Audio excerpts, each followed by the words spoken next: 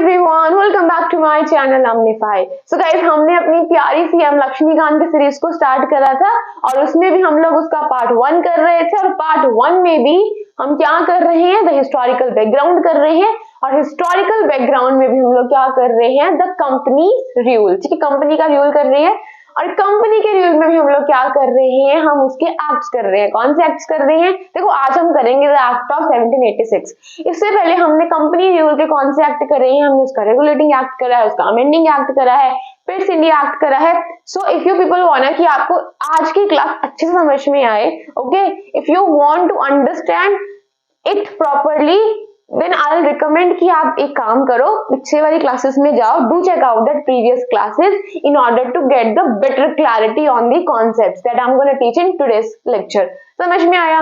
Okay, तो देखो हम करने वाले हैं आज एक्ट ऑफ 1786। अब जो ये पूरा एक्ट है ना, मतलब पूरा कितना ही बोलो, इतना सा तो एक्ट है ये, है ना, पूरा तो इतना सा ही पूरा, ठीक है।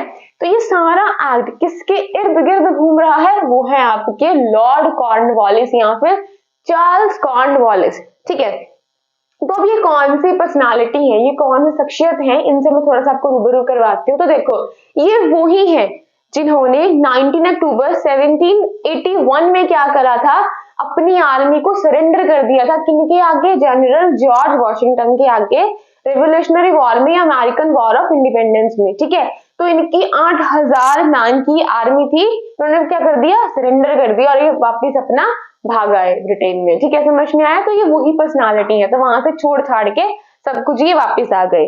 ओके जी, तो एक बार डेट चेक कर लेना, वो 19 अक्टूबर 1781 ही है। If I am not wrong, it's यही डेट है, बट फिर भी देखो, I am a human being, I am not a computer, right? So errors are possible. ठीक है, तो प्लीज डू चेक आउट, और अगर मैंने सही बताया then do let me know in the comment section, right? Okay, तो देखो, अब इन लॉर्ड कॉर्नवालिस को ये तो छोड़ छाड़ के आ गए हैं, ठीक है, भाग के आ गए, वहां से सरेंडर करके आ गए वापस।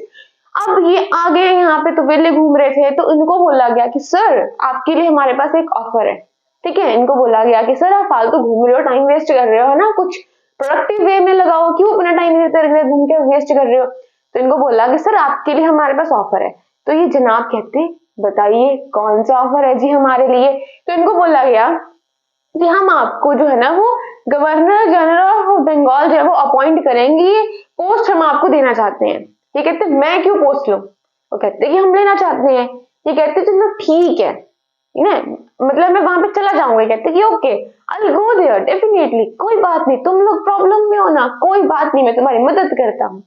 अब उनकी कोई प्रॉब्लम नहीं, ठीक है, वैसे इनको बोला गया कि भाई आपको हम गवर्नर जनरल की जो है वो पोस्ट देंगे। तो ये अपना फिर भी एटीट्यूड दिखा रहे हैं, ठीक है, अपनी ईगो दिखा रहे हैं। ठीक है, कोई बात नहीं, हम चले जाएंगे।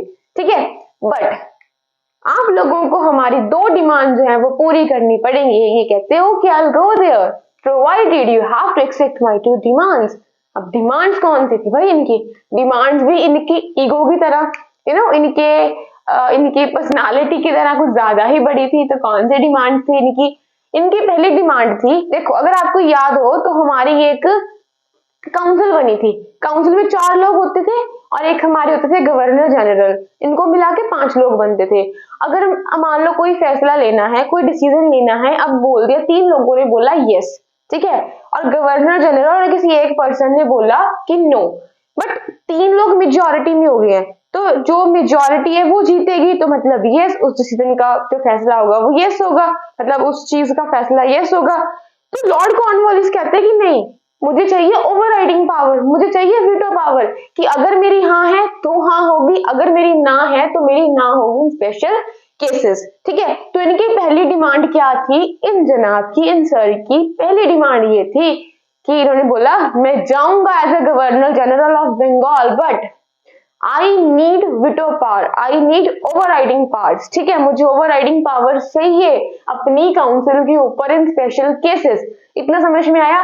और दूसरी डिमांड, अब भाई आर्मी से है ये रिलेटेड, ठीक है, इन्होंने बोला कि मैं ही आऊंगा, क्या चाहिए मुझे? पोस्ट कमांडर इन चीफ का भी दर्जा मुझे चाहिए।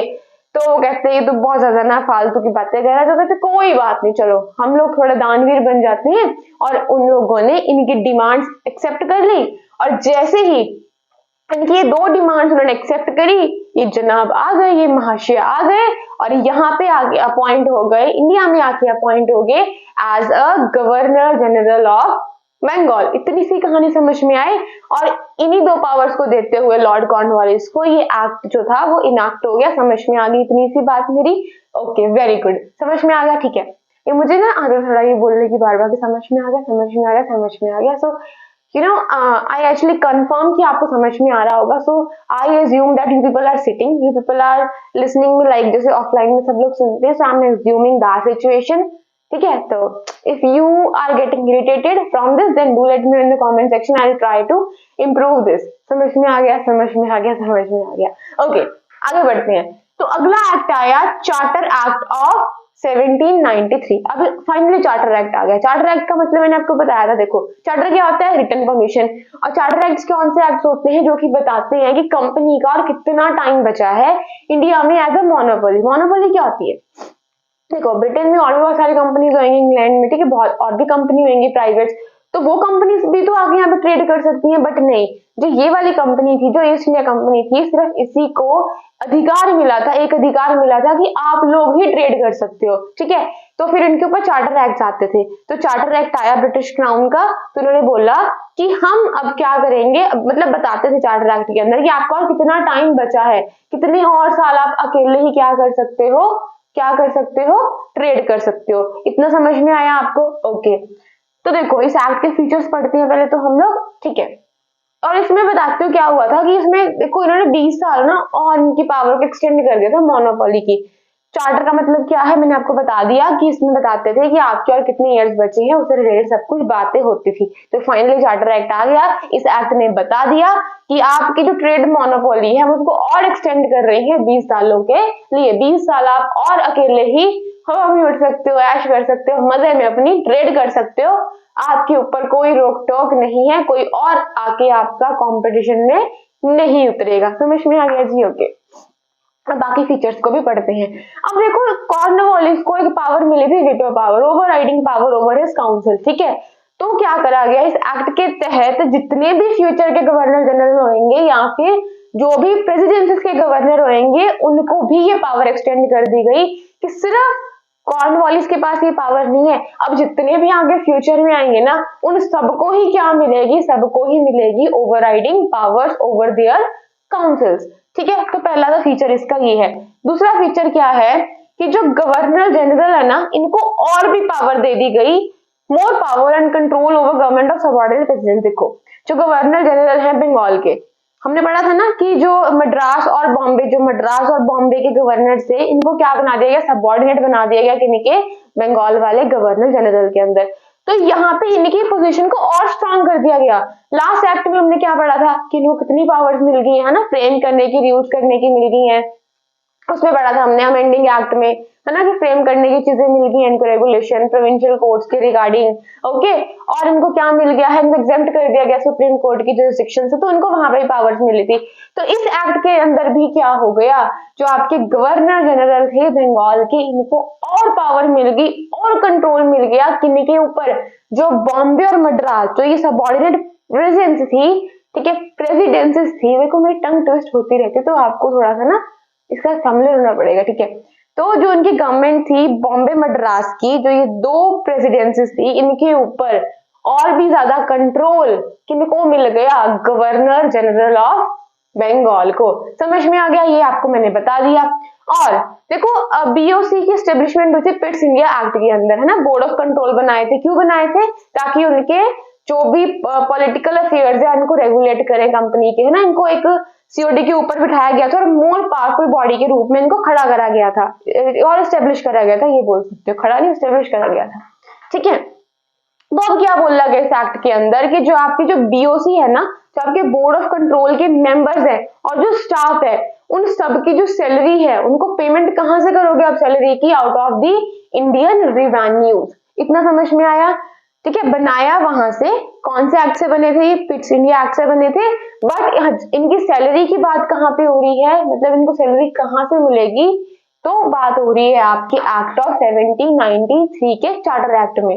ठीक है जी, अगला पॉइंट देखो, एक और बात की गई। अब देखो कॉर्नवालिस को दे दिया गया था कमांडर इन चीफ का दर्जा, ठीक है, उनको बोल दिया गया था कि चलो आपकी डिमांड हमने एक्सेप्ट कर ली। बट यहाँ पे ना इस एक्ट के अंदर एक बात बहुत क्लियरली मेंशन कर दी गई। कौन सी बात बहुत क्लियरली मेंशन कर दी गई कि देखो सर, तो भी आप आओगे कमांडर इन चीफ जी, जब तक आपको हम अपॉइंट ना करें, ठीक है। देखो मेरी बात सुनो, पहली बात ये वाला पॉइंट समझो कि जो ये होंगे ना commander in chief was not a member of a governor's general council unless he was so appointed। कि ये जो काउंसिल है ना गवर्नर जनरल की, देखो 4 और 1 मिलके 5 लोगों की काउंसिल ये बन रही है ना, ठीक है। इनमें से कोई नहीं होगा जो आपका चीफ इन कमांडर होगा, ठीक है। जो कमांडर इन चीफ होगा वो इनमें से नहीं होगा, वो काउंसिल में से कोई भी मेंबर नहीं होगा। अगर हमने अपॉइंट करा है तब हो सकता है, बट इन जनरल वो उस चीज का मेंबर नहीं होगा, कोई और ही क्या होगा, कमांडर इन चीफ होगा। आई होप आपको ये पॉइंट्स अच्छे से समझ में आए होंगे। अब देखो याद होगा स्टोरी से लिंक करो। कॉर्नवालिस के बाद क्या हुआ, ओवरराइडिंग पावर उनकी डिमांड थी, उनको एक्सटेंड कर दिया गया, ठीक है। जब उनको एक्सटेंड कर दिया गया है और भी क्या कर दिया गया, गवर्नर जनरल को और पावरफुल कर दिया गया। और क्योंकि ये चार्टर एक्ट है तो क्या करेंगे, उनकी ट्रेड मोनोपोली को भी उन्होंने एक्सटेंड कर दिया। और ये पॉइंट आपको बहुत अच्छे से इसमें याद रखना है। कोई ट्रिक बन रही है तो बनाते हैं, फिलहाल तो कोई ट्रिक नहीं बन रही। देखो ऐसे करके याद कर सकते हो, अगर BOC वाला पॉइंट याद करना है। 93 है ना, 93 है ना, ठीक है। तो देखो B का 3 भी बन रहा है रिमूव करके, ठीक है, और रिवर्स का 9 भी बन रहा है ऐसे करके। तो ऐसे करके आप याद कर सकते हो कि सैलरी की बात इंडियन रेवेन्यू से की गई थी। और इसके बाद ही ये आ जाएगा कमांडर इन चीफ वाले पॉइंट, तो आप ये भी जो है वो ऐसे करके जो है वो याद कर सकते हो, टाइम आने पर रिकॉल कर सकते हो। सो आई होप आपको ये समझ में आया होगा। नहीं आया होगा फिर से सेम ही चीज बोलूंगी, do let me know in the comment section so that मुझे पता चले आपको कितना समझ में आ रहा है, कितना नहीं समझ में आ रहा है। और अगर आप चाहते थोड़े और अच्छे वे में कराऊं, कोई और वे में करवाऊं, then do let me know this also, okay. तो पढ़ते रहो, मुस्कुराते रहो, मिलेंगे नई क्लास के साथ में, तब तक bye. Thanks for watching and thanks for listening.